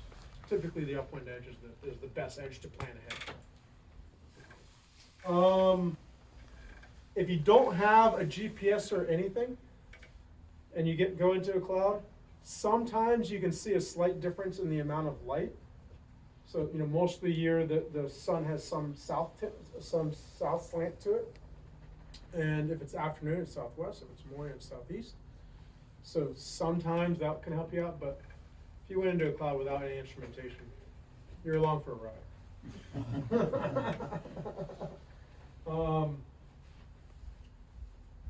Okay, further on thermals, I want to talk about thermaling with others. Does that sound good? Anyone need a break? Everyone okay? Should I make you jump up and down a couple more times? So let's talk about thermaling with others. So this stuff was kind of, if you get to make all the decisions thermally, right? If there's friends in the thermal with you, you need to work with them. And they are your friends. Like I said earlier, other people in the thermal with you give you a much better chance of mapping this thermal out. Okay? So, Tank, can you come up here real quick? Can you kind of like put your arms out and just walk around in a circle there? There you go. So I'm a ways away, right?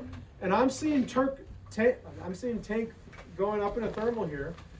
I want to join the side where I see Tank's back. There could be 3 of Tank in there, right? But you see that side I see his back, this side I see his front. So from way back here, I'm planning to join on the side I see Tank's back. Okay? So I'm going to come into the side I see Tank's back. If there's space for me to join right away, I'll just go ahead and join. And I'm going to fly about the same radius as tank is, right? You can stop for just a second, tank. Let's stay up, stay up. Okay. Tank put a bunch of work into mapping that thermal out before I got there, right? So if I was to fly straight into Tank and make him make a big heading change, his mental map's screwed, right? And he has a bunch of data that I would like to be a part of, right? So I want his mental map to stay intact. So I'm going to just join and basically do what Tank is doing for a little bit, right? The best place for me to be across from Tank is about 180 degrees across the circle, right? This way, Tank gets equal information off me that I'm getting off him. He can look over at me and see if I'm going up compared to him, and I can look over at him and see if he's going up or down compared to me, right? And the way, if I did join here, right, you can see Tank has some data from me, but I have nothing from him, and even his data is a little late. It's going to be hard for him to make that adjustment in the right time, right? So then what I'll do is I'll either do a slightly tighter radius for like a half a turn to try to get across from him. He might do a slightly wider radius for like a half a turn to try to get across from me, right? Just a little adjustment so that being across is going to be the better thing here, right? And all of our gliders go about the same speed at trim. A comp wing and a low B go about the same speed at trim, right? So it's not hard to be across. Sometimes, like, if we have really heavy passengers on tandem, we're going pretty quick. But mostly we go about the same speed at trim. Trim speed meaning no speed bar applied, about normal communication pressure speed. So now if I'm going up with Tank like this, right, and let's say I see Tank go up compared to me at Brian, right? What I'm going to do there, let's back up a little bit so I can just explain it as we talk. Sorry. So I see Tank going up compared to me a little bit at Brian. What I'm going to do is I'm going to follow a streamer behind Tank. Say like one of our beginner streamers here, right? A 20 or 30 foot streamer is what I'm going to be following, right? So let's actually say it's the fan over there that Tank will. No, let's use Brian again. So we went around. Okay, he's going up at Brian, so I'm following the streamer. We're still going around, I'm following the streamer. Now he's not going up anymore. I'm going back into the turn. I just extended out towards Brian. Does that make sense? I extended my turn out. Now, let's do the other side of things. Well, okay, let's reverse it now. I'm going down compared to Tank. Right, now what Tank's going to do while I'm going down compared to him, he's going to aim at the back of my harness. He's going to aim at my ass, okay? And well, you'll see what happens. So I'm going down on the Brian side of thing. He's going to aim at my ass. Now I'm not going down anymore. He's going to go back into a turn, and we just brought the circle in on that side, right? And you can see like this, we're going to map the thermal out really well together and go up and up and up. Does that make sense? Yeah. Sweet. Cool. Now, if either of us has this inkling that we want to extend the turn out because we think it's going to be a little better there, that's going to work as well, right? So if I extend the turn out here, Tank's going to see that happen, and he's going to follow the streamer out to here, right? If I did, in fact, go up when I extend the turn out. If I didn't, then he's going to cut in a little tighter, and we're going to go on like that. And this worked with 2 people or 3 or 4 or 5. Does that conceptually and visually make sense to you guys? Sweet. But if you are working with 5 people, let's say, you're basically picking the one person that's across from you 180 degrees and that you're focusing on them, or are you looking at everyone to try and get all that? Yeah, you're looking at everyone, but your best data is from that person across. But yeah, if let's say this circle is going up right here, I'd be looking over at you, but if V-dub went up a little more, I would for a moment kind of try to get a little further out than him on that part of the circle. Mm-hmm. And do you see how we're actually exploring? Yeah, he gave me evidence it's going up more, but I'm exploring just a little further to see if it's also going up there, right? And then maybe I went up and someone's going to follow me a little bit, and the second that person didn't go up anymore, we're going to trend in again on that hump or whatever, that core. Does that make sense? Yeah. Cool. It's actually easier, I think, for more people. Yeah. That's my experience. I'd agree with that. Because you're mapping the cylinder, and you're seeing the guy in front of you go down or up, and sometimes, like Mitch said, he'll fall out, and you cut, and all of a sudden, you're 25 feet higher, and he was higher than you coming into that turn. So that mapping and using that up and down, and extending or cutting across works well. I had a good lesson. I went to the super final like 10 days earlier, a couple years ago. I was in Brazil, and I was training with a crew of like 4 or 5 really good pilots for 10 days, 8 days or something. And we'd set a task every day and fly like 3-4 hours a day every day, trying to train. So there was a gaggle of 3 or 4 pilots working well together, and on those days, they were great forecasts, about the same forecast that we had in the super final later. And on those days, we'd usually be circling in 3 meter a second thermals, and the really strong ones, a few times a day, we'd find a 5. Only like a couple times out of a 3-hour flight. Then the super final came around. It's 125 of the world's best pilots.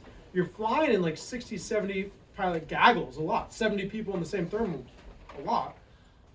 And we'd only be stopping in 5 meter second climbs. Meaning that, you have 70 people in your gaggle and you find the 5. You find the really good thermal every time, right? It's so much easier to find good thermals when there's a lot of people searching. It's exponential, right? One person's looking for a thermal is way harder than 2 people, and 2 people is way harder than 4, and 4 is way harder than 8, right? And then you go to 125, and it's pretty easy to find thermals. That might be a good stopping, but any questions before we stop? And they can be about anything. It doesn't have to be stuff I talk. So how much longer before you go? It's gonna be soon. This rain's coming. So I posted on the student chat a couple weeks. People have asked for other weeks and booked them. So basically, I'll be in Santa Barbara for November, December for sure. I mean, there's a chance I'd leave for a week if no one's booked a week and I have something else to do, but I'll be there. And it's a great place to be for that time of the year where it's pretty rainy here and the days are short and stuff. It's not unusual on the shortest day of the year there to be able to fly for 4 or 5 hours. 4 or 5 thermic hours of flying on the shortest day of the year is pretty common there. Obviously, sometimes a low pressure front comes through and all that stuff, but it's a dry part of the country. It's pretty rare to even have that much rain until January, February. So if anyone wants to come down there, it's a great place, and it's a friendly community. You don't necessarily need guiding. You want to be a P2 or above, but if you do want some instruction and guiding while you're there, reach out to me. You can find me easy. And if you have a group of 4 or 5 people that want to all go at the same time, that works really well. And cross-country guidance is what I've done for a living for a long time now. I've worked with Brian a bunch on it and others, and you're welcome to ask them about it. And it's a good thing to do. I recommend it. It's a great learning experience. Yeah, Santa Barbara was We awesome. learned group flying from last year. Thermaling in groups. Obviously, flying with Mitch is awesome. You learn an awful lot. I recommend it. What defines cross-country Where, flying yeah. versus just kind of normal? Like a pretty simple definition of cross-country flying is using an LZ that is not a glide from takeoff. Right? Meaning if there was no lift, you wouldn't have made it there. So you have to use lift to make your LZ, is cross-country flying. What it usually entails as far as skill is using lift, right? Making, the bigger the cross-country is, the more decisions you have to make in the air about okay, what's ahead as far as what the air is. Micrometeorology is important. What's the air doing ahead? Where's the turbulence? Where's the lift? Where's the sink? You're thinking about the landscape as far as having landings within reach. And a nice thing about doing cross country in a guided sense is some of that stress is up to the guide because the guide knows the local area, so knows the landing zones and stuff. And in some of these clinics, kind of depending on student level, some of them were working on thermaling the whole time and not doing much cross country because people's level is better for just thermal practice. And some of them were flying cross country every day, and then obviously the conditions matter too. So sometimes we have epic conditions to go far, and sometimes the conditions say, okay, fly for a couple hours at the site and work on those thermal skills at the site a little more. Good question. Cool. Thanks. Well, thanks guys. Great question. Good times. Yeah. Great.